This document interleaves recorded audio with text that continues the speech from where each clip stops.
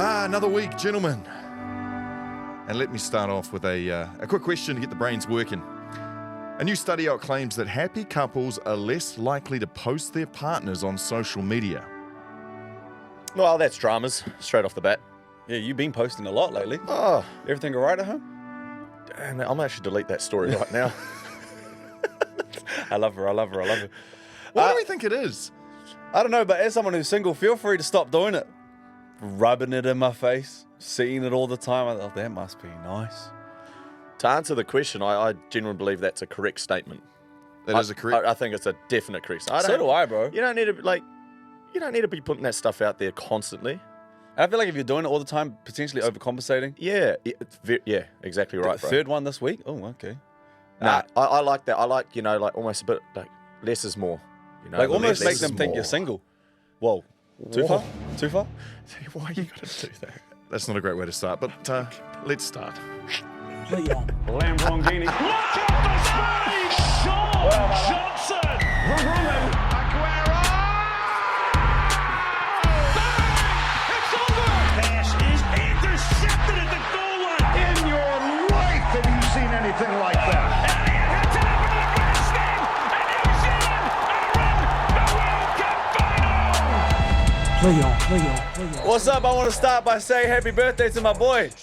Oh, What up, thanks, baby? bro? 30. Oh, I'm 30, gonna- let's just leave it at that. You're in the 30s You're doing now. so well, too. You're in the 30s now. Yeah. How we Thank you, feeling? brother. Oh, I feel good, bro. I feel good. Every time I sit in this chair, You feel good. I just get like a new lease of life, so I'm feeling it. Marc, we always do this, right? Peaks and pits. Peaks Yep, and pits of the peaks and last pits. year. Just go on what you learned.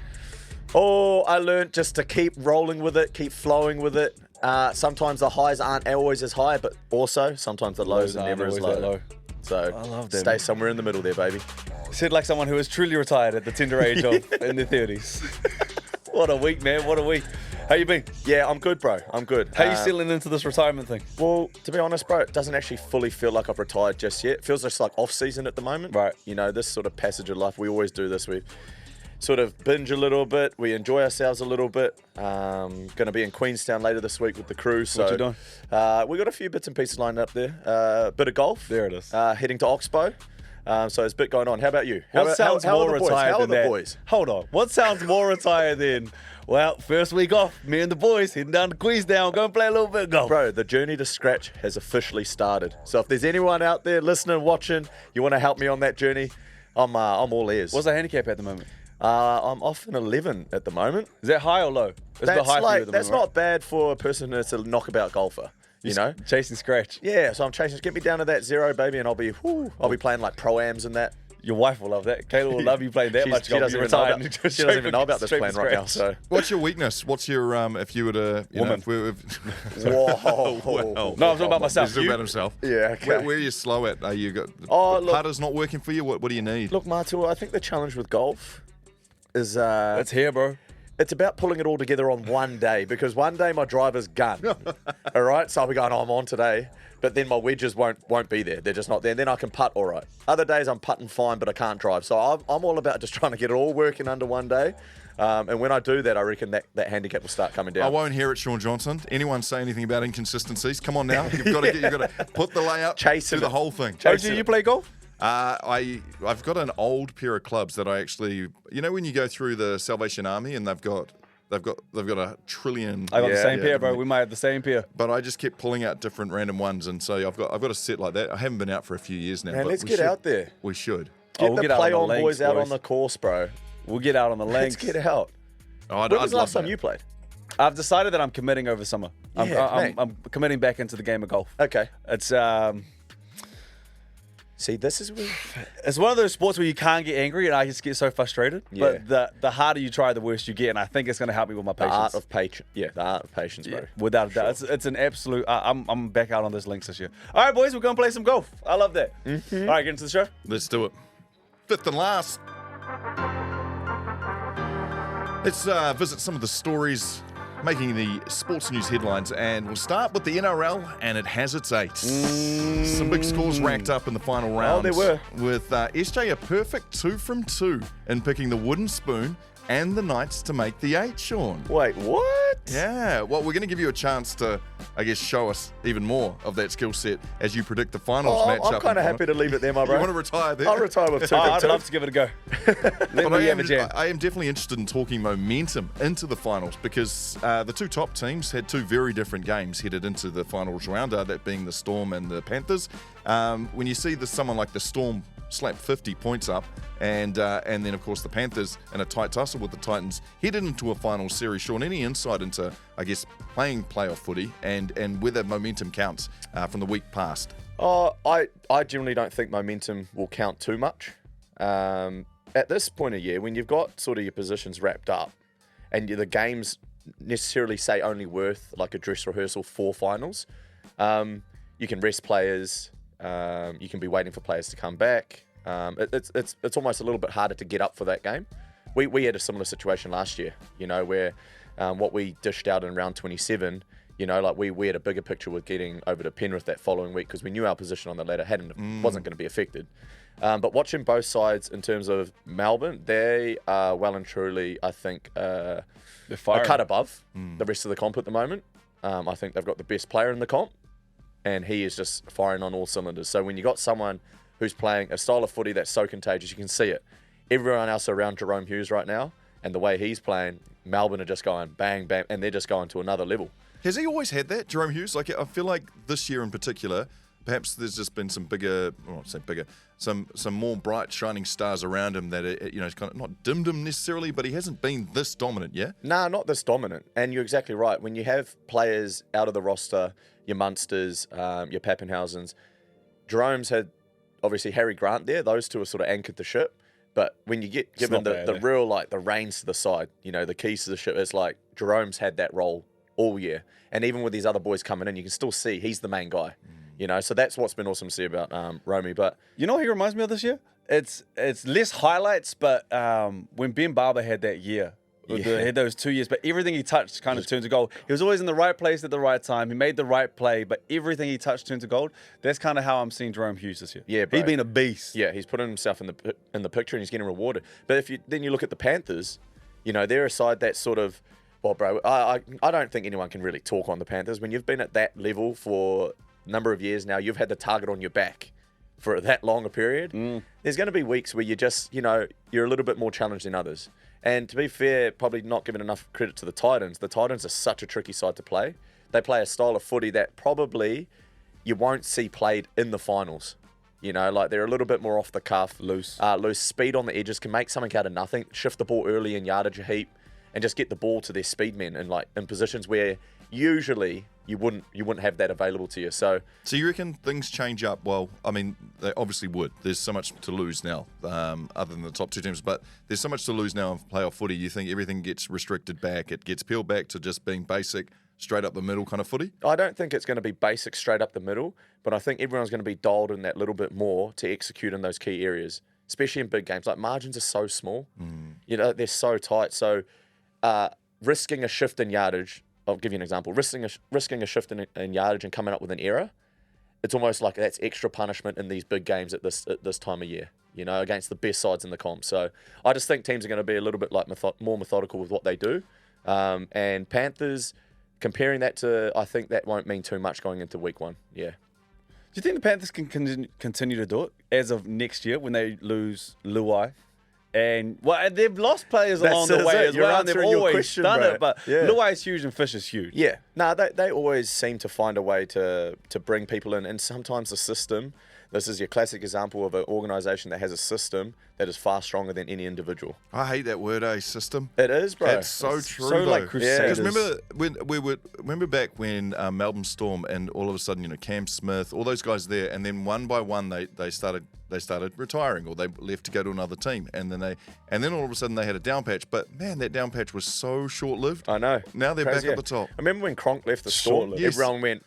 And now look who we're talking about today. I know. You know what I mean? So it's like, the proof's right there. The system, quick turnaround. Speaking of systems, something we're not really that used to in this system, All Blacks struggling to close. Another game versus the world champs and another loss for the All Blacks. That's 0-4 in the last 4 matchups with the world champions.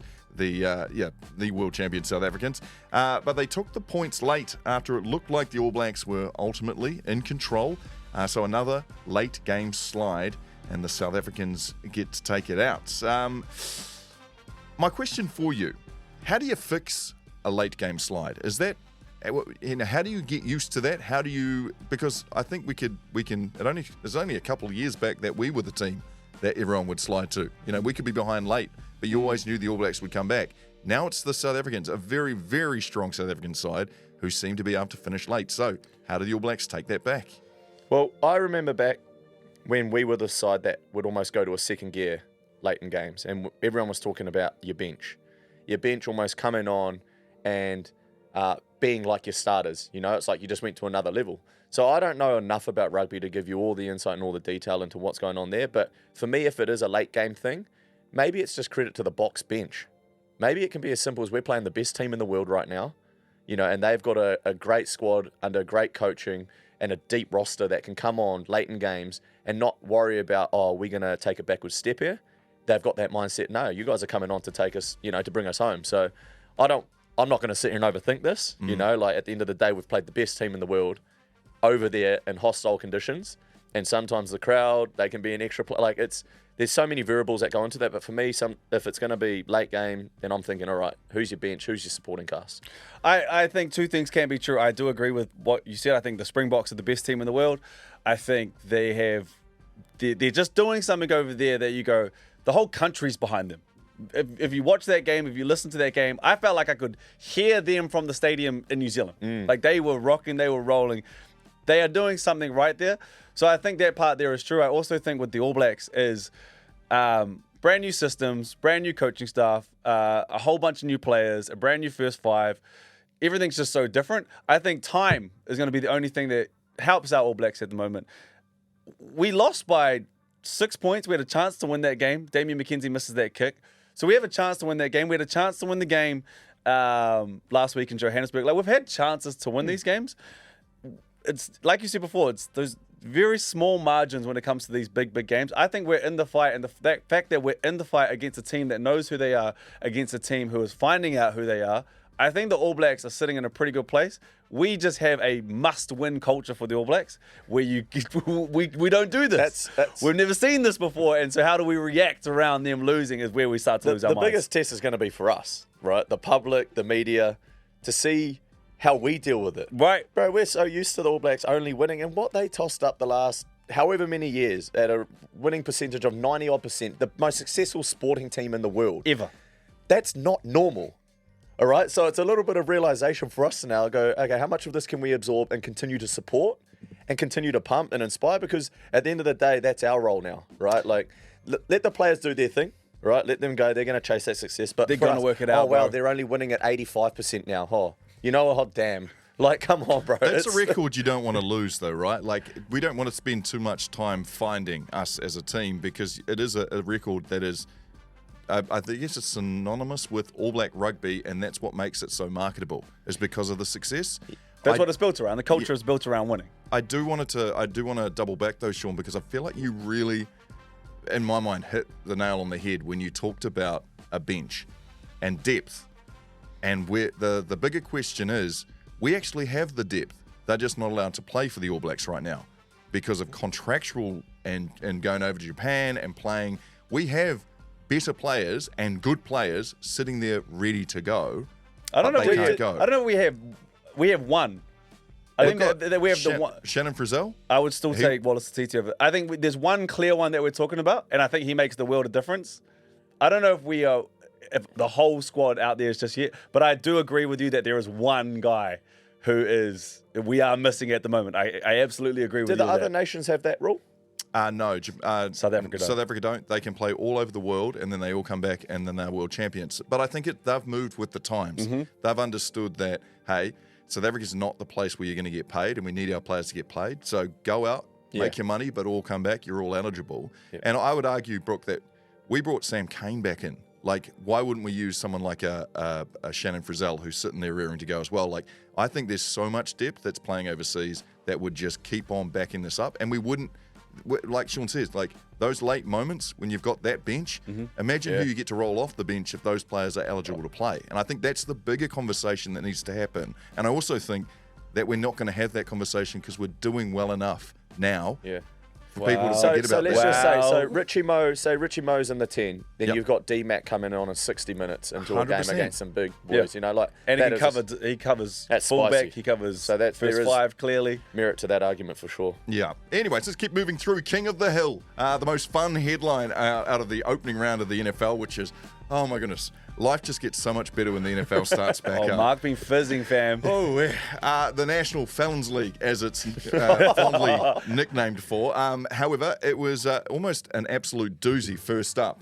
They love a good headline. Dolphins star wide receiver Tyreek Hill was pulled over and handcuffed for a traffic incident on only one block away from the stadium he was about to play at. There is video of him on the ground with a whole lot of police officers, handcuffed and everything, knee in the back, doing the business. However, he got let go. He played in the game, and in true USA fashion, he scores an 80-yard touchdown and hits what they're calling the handcuffed Sally with his teammates. It's a wonderful moment to watch. There's him celebrating. That baffles me, bro. I love that. The culture is just like insanely different from what we experience down here. Could you imagine I got pulled over on the way to Mount Smart? Bro, and me wanting Knee to in be the back. me wanting to be the role model, right? And inspire the next generation, and I am celebrating my arrest with a try, and then getting up going, handcuff me, boy. Like, bro, that is wild. It is so wild, but that is it though, right? I That's think the you get culture. crucified. I would Shaun get would get ridiculed, bro. crucified. But I love the fact. I would say, if I'm being honest with you, and maybe this is growing up in a basketball culture, I would love if you did it. Yeah. But I don't think I'm the minority, ready for it. not the majority. We are not ready for If it. Shaun was doing that, but I love that he did that over there. I'll do it next year, lad. I'll do it. That's it, lad. My one for today. We are talking about rugby, and we have talked about rugby. We'll always talk about rugby on the show. But if you aren't watching the NPC, I would encourage you maybe give up watching everything else and just watch the NPC at the moment.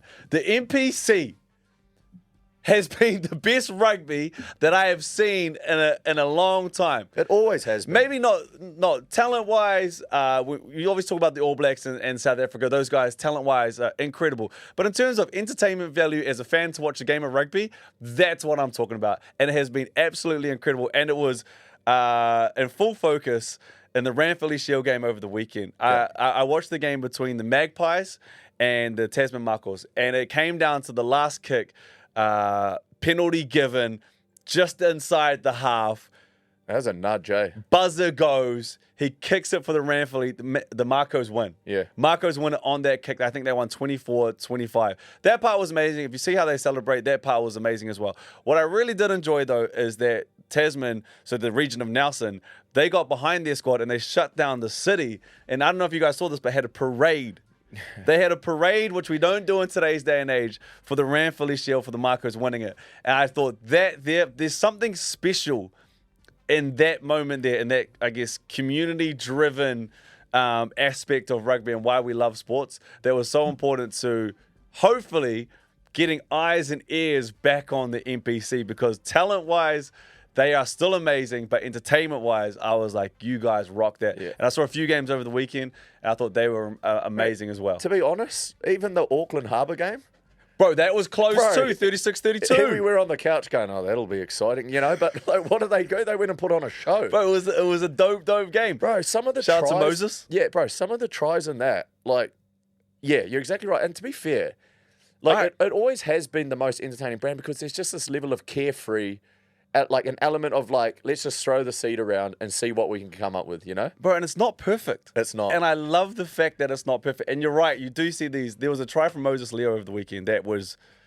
broken play, nothing really going. Yeah. Just that to me, I was like, I love this. And then they run it back. So the Marcos have to run it back and take on Wellington this weekend with the Ranfurly Shield again. Ah, here we go. So but there's no rest for the wicked. They run it back. So shout out to the Lions. Welly, hoorah, go and win that. But I love it.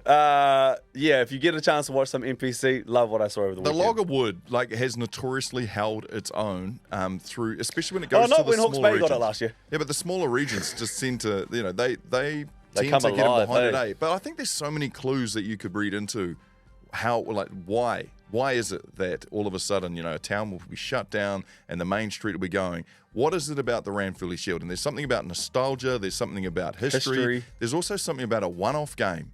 Doesn't matter where you are on the table, that you could be winning one of the most prestigious awards. So we should be learning from that, right? We should be learning that in our domestic sport and go, okay, cool. So if there's a bit of nostalgia behind it, people will shut down their towns, have parades, fans will be coming. They'll be coming into it and supporting it. Like those kinds of things, that to me is like, they're massive lessons that you could be learning from this. Yeah. Shout out to the market. Shout out to Nelson as well, because they actually did it. Mm-hmm. Love that. My one, let's give a shout out to Anna Grimaldi too. All right, Anna Grimaldi has secured team our first gold medal at the Paralympics. Yes, Anna, amazing. I think probably what's even more impressive to her story is that the 200 meters, which she won, is actually her third string event. She was defending champ in the long jump. She actually jumped into the 100 meters. And then comes out and wins the 200 as a last throw at the dust. We're here now. We're here. Might as well have a throw at the stumps. Let's go at it. And she ended up cleaning up. So I just wanted to give a quick shout out to Anna. Amazing news. We're all so proud of you. Hey, and if you want to come in studio and have a chat, we're here for you too. All right. Love it. She had an amazing story too, because she missed out on Rio by doing her knee or something, and then missed out. What was the one that was the last one? What was the last Olympic? Tokyo. Something. She went through another injury as well. Yeah. So the fact that she came through all the way on the other side, absolutely incredible. And you're right. If you want to come in the studio, we're here. More than welcome. Oh, we're here. More than welcome. All right, final play of the fifth and final. Playoff footy prediction. Shaun, you need to put your perfect 2-0 record on the line. Let's sit in the paint and see how we go with predicting this week's matchups. Friday night, 9:50 p.m. New Zealand time. The $1.40 Panthers host the $2.90 Roosters. What do you think? That's not a what. That's a what, because this is hinging on where Nathan Cleary's at. All right. Nathan Cleary's in, full fit, firing, they win. What about 75%? Because that's probably where he is going to be sitting. You know what? Nathan Cleary in the side playing, they win. Okay. I just think if there is a side that can sort of ruffle a few, feathers, it is the way. Yeah, you like what I did? Yeah, well done. I like that. Such a dad. On that. I think it is the Roosters. And I know that they've had a massive injury blow, but they've got players that you can never count out, and the style they play, the power game that they play, I think they are a side that can match the Panthers. So, you know what? What are they paying? Who, the Roosters? The Roosters. The Roosters are paying $2.90. You know, I'm going to come out. I'm going Roosters. Really? I'm going Roosters. Roosters, okay. Let's head to there's no way. Match Can up. I get on this too? You go. I'm going Panthers to win that one. Sweet. I obviously haven't had time in the saddle like Shaun, but I'm going Panthers to win that one. It seems like the obvious choice. That's what I thought straight away, just because of the injuries for the Roosters. But I hope Cleary you're not playing. Yeah, Saturday, 6:05 New Zealand time, $1.33 on the Storm, hosting the $3.25 Sharks. Reeling. Man, this is interesting, this game. Really? This is interesting. You know, Sharks went down there early in the year and did it, eh? They've been there. I think I actually can't count out the Dally M, though. I think Jerome's in too fine a form. I think they're humming. They've been good all year. Usually when you've got the reps on the board with the consistency and performance, you got to reward them, right? So let's go Storm for that one. I'm surprised you even had the slightest piece of hesitation. And Marc, he plays, so he knows. He's allowed to have that. Yeah. But I'm going Storm. Yeah, Storm. All right, game number 3. 10-10 on the Saturday night. $1.45 Cowboys taking on the $2.75 Knights. Man, I watched that Cowboys game in the weekend and they were slick, bro. They were slick. So I'm going to go for that reason. I'm going Cowboys. Cowboys are on fire at the moment, eh? We'll say this, though. Knights went up there earlier in the year again and got the job done. It's not like it can't be done. I'm going KP, man. Yeah, boys. I'm going the Knights. He gliding out there. I don't know if you guys, you would have seen the game over the weekend. He was and there's always a beast, but I'm not going against Kalen Ponga and the Knights. Man, amazing how one man can just absolutely shift an entire team around the field. When I watched you guys play them last year, I was confident you guys were going to win, but the one reason I had reservations was him. It can do anything. We got the best tip on how to handle KP, by the way. Any of the Cowboys listening to this, defensively on your edge, get high and show him a straight line, bro. He came out after the game and he actually said about like how he looked at our edge when he got the ball out the back of those block shapes, and he said we were nice and high with a straight line, so it just takes his cues away. And we'd spoken about that all week, bro. We spoke about that talking all on this week. show. We All week talking spoke on about this show. Get high, show KP a straight line, and Most of you you're just never get high. gonna. Let's be honest, you're never gonna like shut him completely out of a game. It's just about, I guess, Slowing. minimising him the areas that he loves to excel in. So that's where on an edge, get high, show him a straight line. All right, let's make some enemies. $1.80 on Sunday. $1.80 Bulldogs hosting the $2 Seagulls. Man, I was loving Bulldogs for a period there when we played them a few weeks back. Yeah. Remember I spoke about their like camaraderie and their togetherness? Bro, they were so connected. Even when they made a mistake, man, they were just in. Like, their big front rows are usually the ones that blow up first because they got to turn around and defend all of a sudden. They were like, we got you. And I was going, far out. Like, that's impressive, man. Like, but I just don't know about him anymore. And I think Manly coming off the back of that little prod in the weekend against the Sharks, I think they'll have Trbojevic back. He's a big loss, so he should be in. I'm going to go Manly. Really? You've Yep. given us a couple of the... Yep. The underdog. Yeah. Yeah, that's it. underdogs. Let's not just be sitting here and backing favourites all day, boys. Yeah, Have a yeah. go. Nah, I'm going Bulldogs. I'm a big fan of Critter. Literally, that's what my whole fight. Yep. No, I love that. The only argument I have in that fight is that I love Critter, and I'm rocking with the You Bulldogs. know what's going to burn about us two going off here is that if Brooke here, Couch Brooke, beats me in these predictions, I'm not going to hear the end of it. I know, and you know what, Well, Sean, you got to know you- your game, brother. You've put it all on the line as well. You've put have. it all on the line. I have. Yeah. I've gone with people I like. JP's the man, and I'm rocking with Critter. I'm hoping Cleary's out and Trbojevic is back.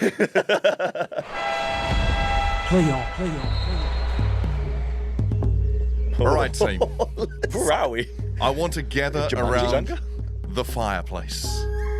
Calling on all the wise hearts. Oh, my God. Okay. This guy's tried to get wise hearts in any sort of show Yeah. that he has done probably for the last like 4 or All 5 right, years, Let's I give would him his imagine. moment. Let's give him his moment. All right, so the wise hearts, people, that's where we pretend for a moment that we are the wisest people in the world and they've gathered us to fix a problem. Oh, you don't need to pretend. You got two of the wisest over here, man. Wow. You're fine. You've That's what actually you- dropped it in the right show. Yeah, right?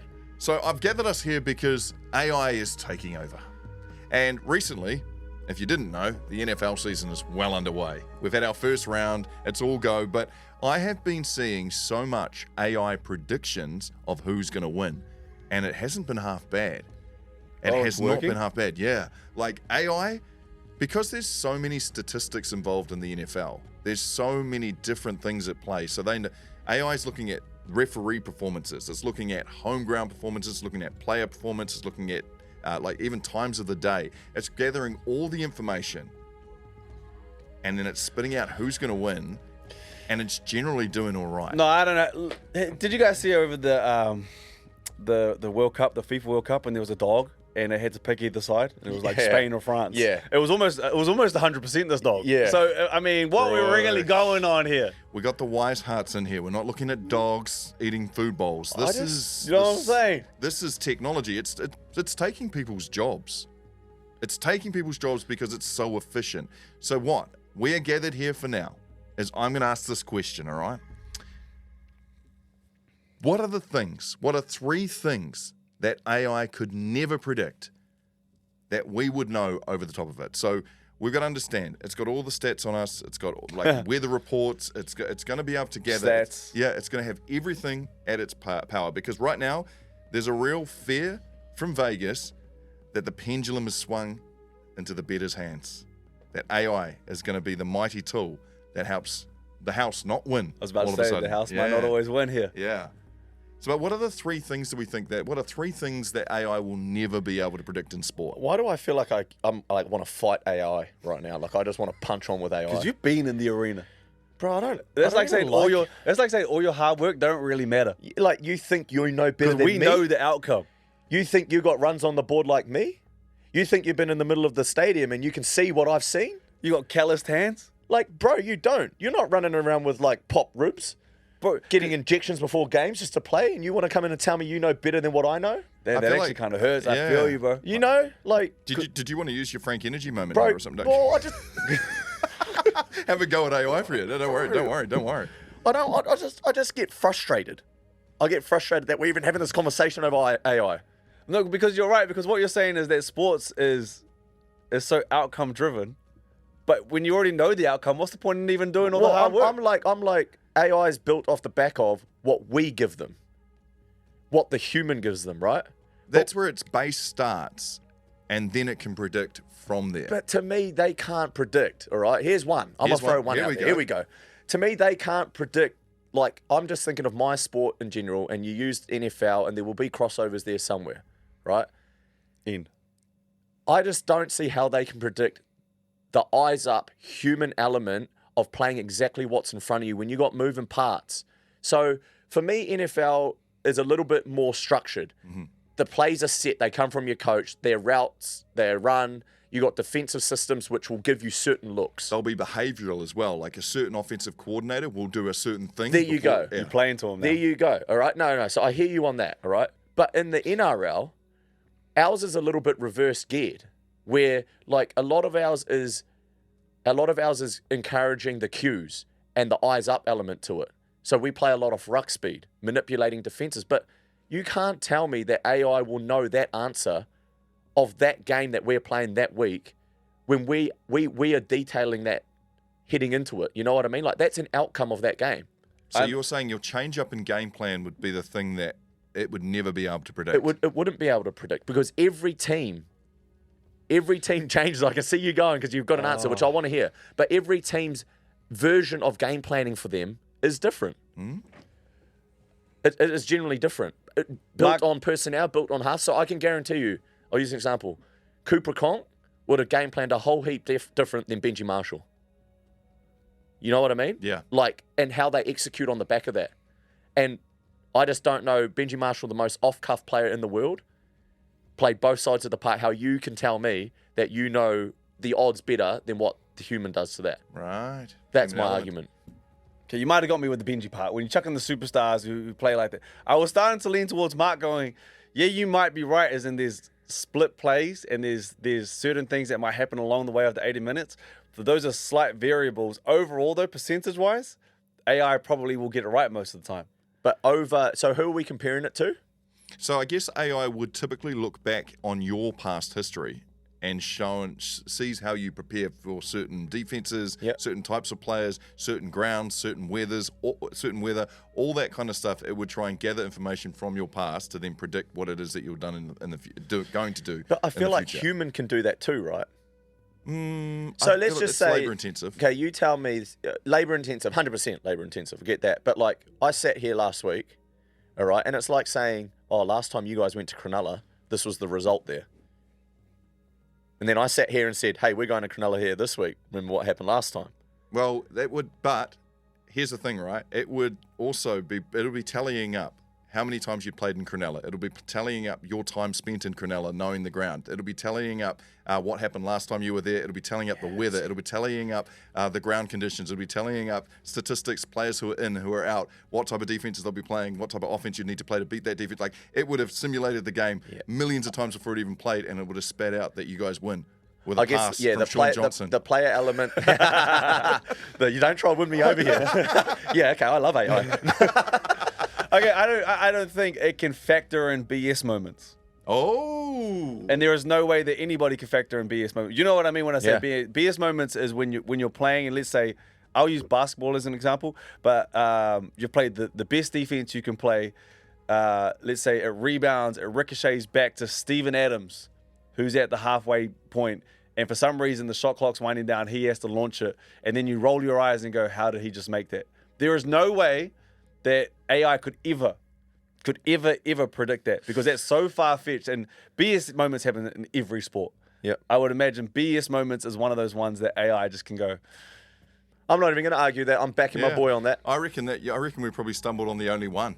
No. I don't reckon they can beat or predict the bunker or TMO, because we don't even get that. No one knows that, right? That's the biggest mystery in the world. So yeah, but no, it'll know straight away from the past and the history that if it's a Warriors gone upstairs, it's a no try. It'll know that straight away. Or if it's a All Blacks try in South Africa, it's definitely not a knock on. Yes, that's so good. or like a freak accident. Yeah, you couldn't factor in, and injury. I don't want to see anyone ever get injured, but you couldn't factor in 4 guys getting injured. So I want humans to keep their jobs and AI to piss off. Gap it. It can't factor in Tyreek Hill getting arrested before the game, potentially not playing. And then go, oh, That's the yeah. NFL. Nah, that's crazy. Hey, you leave the cheater out of this. Yeah, no, that's crazy.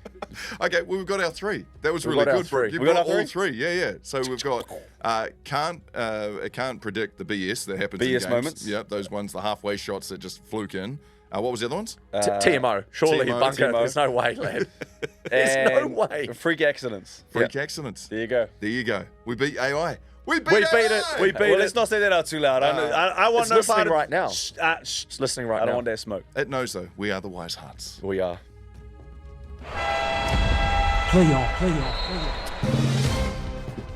Ladies and gentlemen, NFL has officially started. Mark, that was a big weekend for you, wasn't it? Oh, no, it was a big weekend for me too. My fantasy team got pumped. Beauty. Yeah, it's going to take a while to get used to that. That's all right. You live and you Already learn. off Part of NFL, though, is that the commentary team is such a big part of everything they try and do. Now, Mark sat me down on Monday and watched Red Zone with him. And there's a guy who works 7 hours. What's that guy's name? Scott Hansen? Yeah, Scott Hansen. Hansen. He works 7 hours Red Zone. covering every game. Have you watched Red Zone? Yeah, I've seen it. Red Zone, for those who haven't seen it, is the... It's good, eh? It might be the, and this is the first time I've watched it, I'm embarrassed to say it out loud, but it might be the best piece of sport and coverage that I've potentially ever seen. Just an FYI for all the newcomers. Ever seen. They used to let you have Red Zone on one of the Sky channels. Then they realised just how popular it was. incredible. Yeah. And now you have to go and get the you've actually got to go and get the app. I think it's on DAZN these days. But yeah. Sorry, it's- Mark, can you just explain to everyone what Red Zone is? So Red Zone is a live production where one man sits in studio and he has a team of producers who switches the screen over, and all of a sudden you'll be watching the most exciting matchup at that moment. And the Red Zone is usually what they call the area just before you get a touchdown. So if one of the teams is in the Red Zone, they'll switch to that game and they'll give you a quick update on what's happening there. And if there's like several teams, they'll have 3 screens on your television, and it'll be telling you, so these guys are here, these guys are here, these guys are here, and it's just super exciting. It's the best. And I was mind blown watching it. It's 7 hours of ad-free NFL. Yeah. They know how to do it. But one part that was, I guess, one of the exciting parts about watching Red Zone for the first time was Tom Brady. Okay. The greatest Of all time? of all time, Mark? Easily. Easily the greatest of all time. He began his commentating career. I just looked it up. 10-year, $375 million contract Former quarterback is what just Tom straight into Brady just broadcasting. signed. I live in the wrong country and played the wrong profession, eh? Far out, Nah, bro. I've been You're doing a house. podcast, bro? Yeah, hard out, actually. You've actually done. You've No, we're done well building for that yourself. baby, eh? But he signed a 10-year contract valued at $375 million.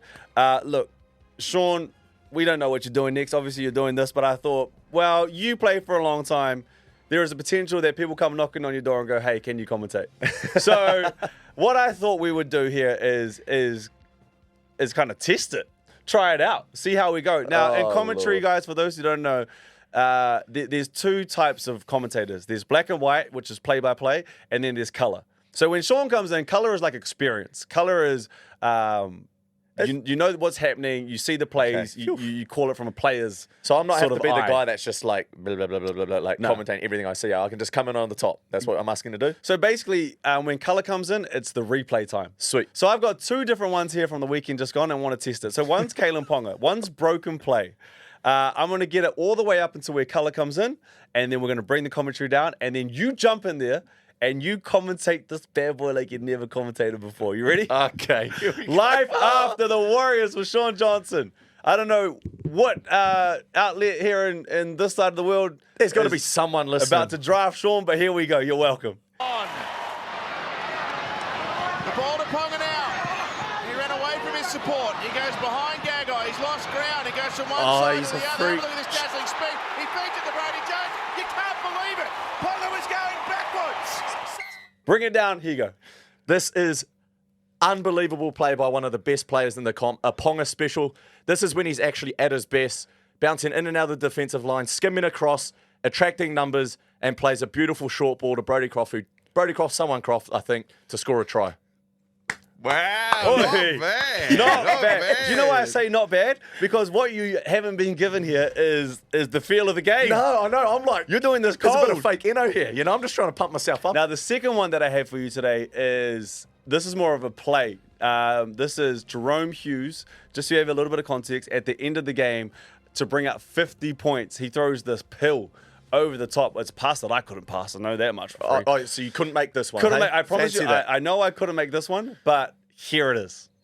Hetherington did well down low. Moser over the top. Now Grant. Hughes. Nah. That's a lovely ball. Running onto it, Warbrick. He's got a hat-trick. Shaun Johnson. What a way to bring up 50 for the Storm. If you were actually going to think this is nothing out of the ordinary for Jerome Hughes, he's actually dipped at this edge a couple of times tonight already. He's gone into the line. He's seen that winger. He's been twitchy. He's made a read and he's floated over the top for Meaney to score. Not bad. Even if it was Meaney, I don't know. Not bad. I would have taken the first one. Mark, do you have any pointers? Any feedback? Any feedback? I think you need a one-liner. One of one-liner? those like, oh man, he's colder than the other side of the pillow. Okay. You know, Yeah, like you gotta Americans have those like those one-liners. But we that was a hard one, you know. That was a hard one. But that was fun. That was fun. Not mad about so it. if there, I guess at the end of the day, if there's an organisation out there that wants to throw a 10-year, $300 million deal at me, I'll happily come to wherever you are, right? Yeah, we'll train him. We'll put him through his training rentals here. Not bad. I like that. Not bad. That was fun. Play on. Oh, yeah. Oh, we back here. This is one of my favourite times of the show. Mm-hmm. Crowd surf, baby. We're back. yes. We're back, all right? So, again, we appreciate the love, all the comments. We love, I guess, reading through them and choosing. Today, we're actually just going to choose one, all right? Because this is like a bit of a hybrid question. We're going to mash it up a little bit, but this is from George711. Okay, and he would like to know, essentially, he would like to know who the top 5 players that both of us have played against in our careers. Let's go one for one. All right, one for one. Top 5 players I played. I think first one, I think DeMar DeRozan. Oh, Lord. DeMar DeRozan Okay, was so tough. we're coming in big today, are we? DeMar DeRozan was tough, bro. Young too. And so when we went over to the States to play, and at that time we played in this AAU tournament, and you weren't allowed to dunk. It was a part of you could dunk in the game, but you couldn't dunk in the warm-up. So you could jump and you could throw it in, but you weren't allowed to physically dunk it in the warm-up. This dude was doing under the legs and just throwing it in. I've never been more intimidated on the court than the tender age of 16, 17, watching DeMar DeRozan down the other end.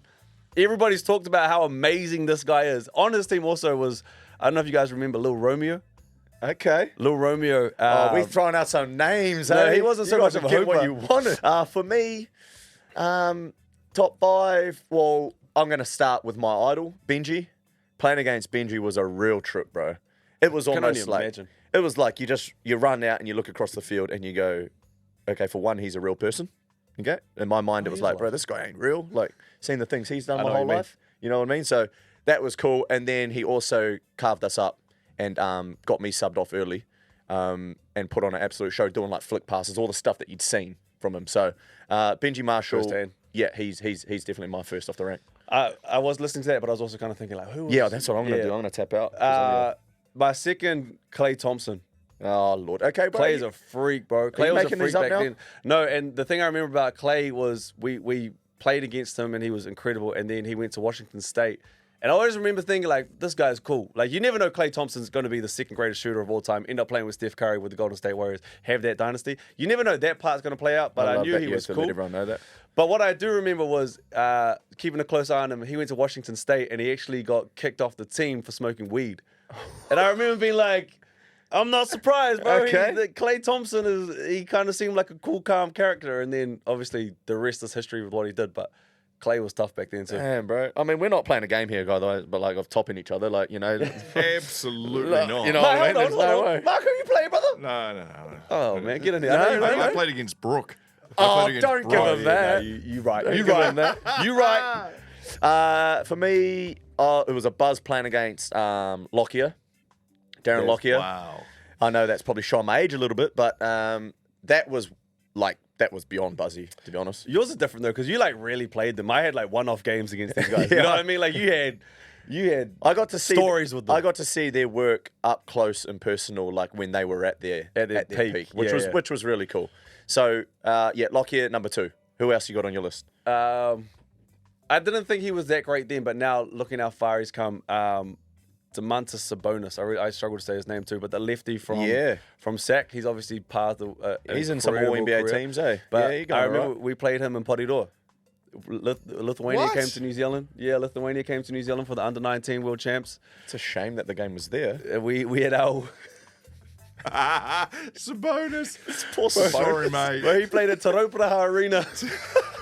It was crazy. Is we I didn't don't even know, play no on, offense, actually. We didn't even play on the main court. If you have been there, shout out to my hometown, baby. I Well, love that's you. a But that's a beautiful it's a arena, beautiful. though. And Marc, yes, it save was us brand right new now, at that please. time. It was brand new at that time. I'm Save us. laughing. I'll clear this up. I'm laughing because Shaun's having to go at Brook, but Bro. by association, he's put I'm Porirua. I'm going to regret that. I You know. are. You leave my hometown alone. But we played him down there, but we didn't play him Sabonis and on Porirua. the main court. We Crazy. played him on the back court, out the back.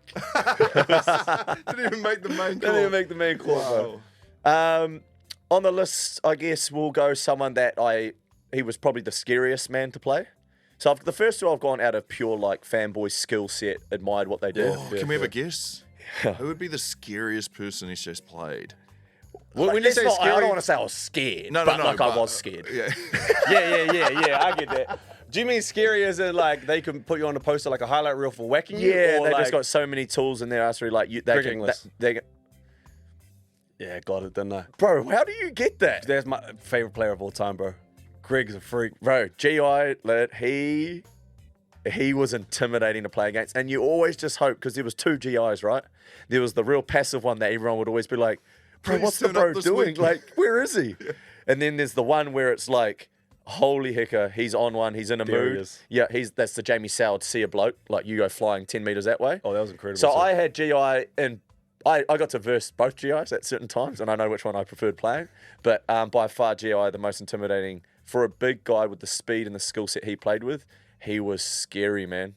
What's it look like when a GI is on one? Like when you it's just a large human being coming at you with Yeah. and you're in two minds, right? You're sitting there going, well, if he steps in, I'm gonna have to drop my shoulder this way. And there's just no way of reading it. It's just nerve times. Yeah, it's just do your best. A lot of the time, I was happy just being a speed bump. So a lot of the time, I was like, I hope you trip over me as you run over me. I was happy with that. Let you pass ankle tap. Yeah, and let the boys jump on and do the rest. But the version, I'll never forget a story actually. We were playing the Kangaroos at Suncorp, and it was an Anzac Day test. And we got the passive GI that day. And hearing his teammates let him know how, like, what the are you doing? Like, we scored on them, and he was running back. It was like not much effort at all put into the play. We shouldn't have scored the try. Sean Kenny-Dow actually scores this try and he puts it down, and I just remember hearing Thurston rip him a new one. Like, and to be fair, coming from New Zealand, you probably weren't exposed to that sort of sledging, but they're all like, you know, Aussies, Yeah, their they're culture's good. a whole heap different. They're obviously best mates, so they get away with it. And I was just thinking, oh man, yes, I'm so glad we got this version today. Oh, bro. So he's on the list for sure, bro. You know what? I've been sent so many of your highlights since we did top tier last week. Everyone Oh. says, why didn't you want to do those? Why? The one I think you should have put in is the chase down of Greg Inglis. Yeah, see, Because do you know why I think that? Because he is a god. nah, okay. That's God tier when you tackle the god. I don't want to put that down because he actually chased me down. So I got him that time, and in the same game I was actually talking to you about just then, I got a runaway in like the 75th minute, bro. And this is when I was at my best, bro. I was flying. And he just chased me down. And he tackled me like 5 metres from the line. So we're 1-1. 1 for 1. So I can't really brag about that. The fact you got one with though, yeah. I'll give you that. Yeah, I'll take that. Who else we got? Number 4. This is because just when it comes to FIBA rules, these guys were absolutely incredible. It's kind of like a 1-in-1. But the Aussie boys, like the Matthew Dellavedova, Paddy Mills. Yeah. We played like a real young Ben Simmons. Dante Exum was in that team. Like Wow. they had an incredible. But what was crazy is they were 16. I remember Ben Simmons being 16. I think Dante Exum was 16 as well. And they were more than holding their own against our big boys. Yeah, so was this men's for you or was this 19s? What was this? That was men's, but I didn't play. I don't think I played that game. Yeah. I sat there and I watched from the sideline and watched Yeah. like our boys do their thing.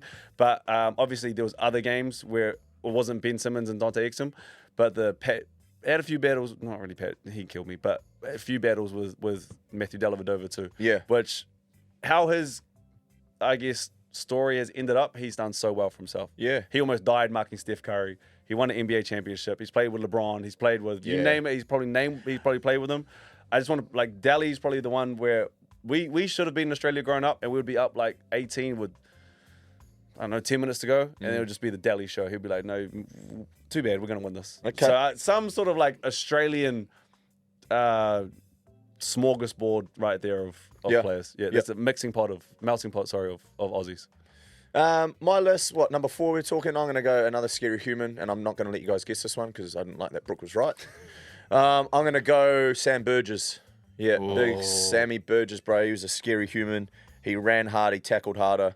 And I almost wish I got to play with that guy. Probably out of all of them, I would have loved to have Sammy running off of me at some point throughout my career. That would have been a real treat.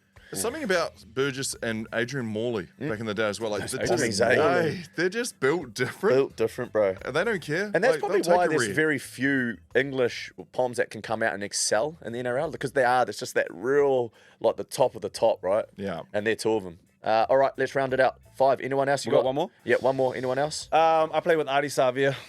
Yeah. Ori's baby, O-Tide. Okay. How did he go? Honestly, was Julian was a loaded better. question. We played with Julian. So I was the same age as Julian.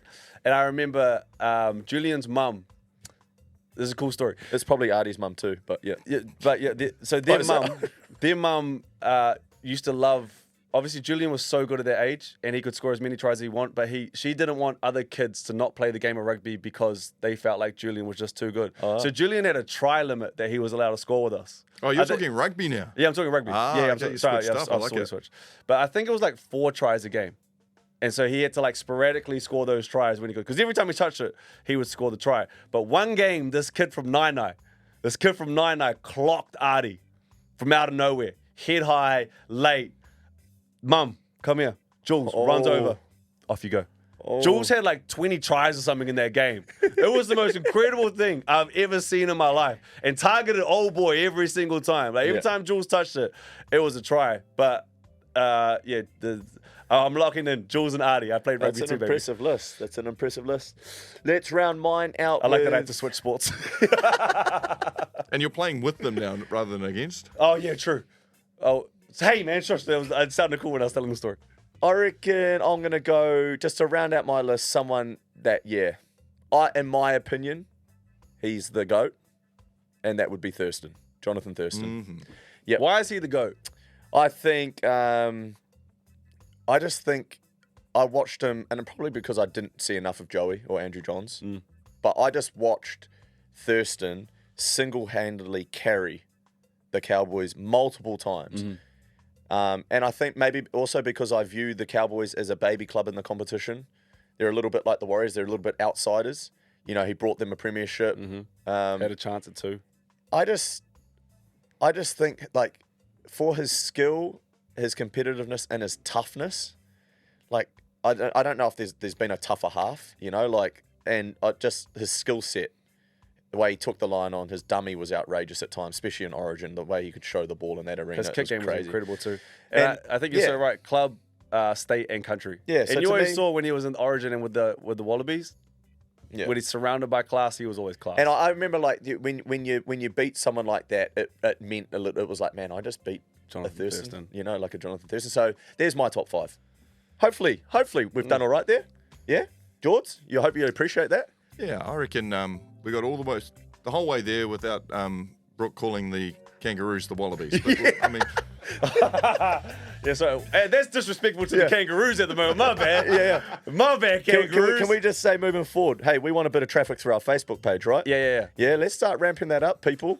All right, we want to build a community in there. So moving forward, especially next week, we're going to visit that page, all right? So the way to get there is visit our link tree in our Instagram bio. You'll find all the directions there. Go there, like that stuff, drop us comments, drop Any us questions feedback. you want. Questions, we can do Q&As, we can do whatever it is, but we'll see you guys in there, all right? Get to our Facebook page, but thank you again for another week. Play on. welcome on in, gentlemen, to your weekend sports menu, and I hope you find something that you like. Coming up this weekend, might I tempt you to a Breakers pre-season. They're in the NBL Blitz at the moment. I know on Friday at 9:30. That pre-season tournament is Kings versus Breakers. Brooke, always a good matchup with the Kings. Well, it's tough. That Kings team's pretty good. Breakers, I don't know who's playing in the Breakers this year. They got no Kiwis. It's going to be interesting to watch. Perhaps on the entree too, you got the Heartland Championship. Poverty Bay risked their winless record Poverty against... Bay again this week, eh? Yeah. Bulla, actually. Jeez, we're persistent with this on the menu, aren't we? We are indeed. We're trying to push this Poverty Bay Rugby and Heartland Championship. 2:30 p.m. on Saturday, perhaps. Have they won yet? They haven't won a game yet, no. So they're not selling, yet they stay on the menu. It's a tough business. Do we have to take an Andre? I might miss Andres this Nah, week. you know what? I'm going to go Breakers. I'll take the Breakers, please. Poverty Bay? No, I'll give it a miss. Okay. All right. Let's head through to the main course. And, well, plenty to feast on in the NRL as the NRL playoffs get underway. Friday night, 9:50 p.m, Panthers taking on the Roosters. Saturday, 6:05, Storm versus the Sharks. 10-10 on the Saturday night. Cowboys taking on the Knights. And, of course, Sunday, the Bulldogs and Sea Eagles. Any one of those matches in particular you're most looking forward to? Man, how good's finals? I don't know, a bit more flavour in this menu this week. I think I'm going to go. I'm actually really interested on that Friday game. I want Panthers Roosters. Yep. Just off my tip earlier, I would love to see the Roosters come in, eh? And, heavy outsiders too, might I add. I'm looking at this as kind of like, when you get Chinese from the mall and you can smorgasbord it. I'm going to go with that. Yeah. Please, and I'm taking all 4. Take all it, load it up. I'm going to get that lady say, too much. Yeah. No, I'm putting the last one on there. Crazy accent. Bulldogs versus Yeah, Eagles. I was a bit dodgy, crazy accent, but we'll go ahead and Wasn't it? come on through. You've got to put rice at the bottom, or noodles. You've got to layer the bottom, and then you put everything else All I on know top. is that my old man, when he used to do it, the lid was always off when he came home. Yeah, right. All right, let's move through to desserts and a couple of helpings there. NPC Ranfurly Shield. Tasman only just holding the shield for a week, possibly. That's all I need to see, yep. 2:05 on Sunday, taking on Wellington. And then Classic All Blacks. Hey. A showing of the Classic All Blacks. They're playing up against the Classic Taniwha in Whangarei, 12 p.m. On Sunday. Oh, NPC, my boy sold me the NPC earlier. I'll take that for sure. Yeah, Let's go, 100%. Ranfurly I'll take Shield. that too. Shout out to Wellies. I feel like Lions going to bring that home, but that was cool what the Marcos did. But I got a soft spot for the Taniwha too. Up the north, baby. Up the north. Well, whatever you choose to don on this sporting weekend, I hope it's great. Enjoy, team. Play on. Lamborghini. Look at the speed! Shaun Johnson! Aguero! It's over! Pass is intercepted at the goal line. In your life have you seen anything like that? Elliott hits it over the grandstand, and New Zealand are in the World Cup final! Play on. Play on. Play on. Play on.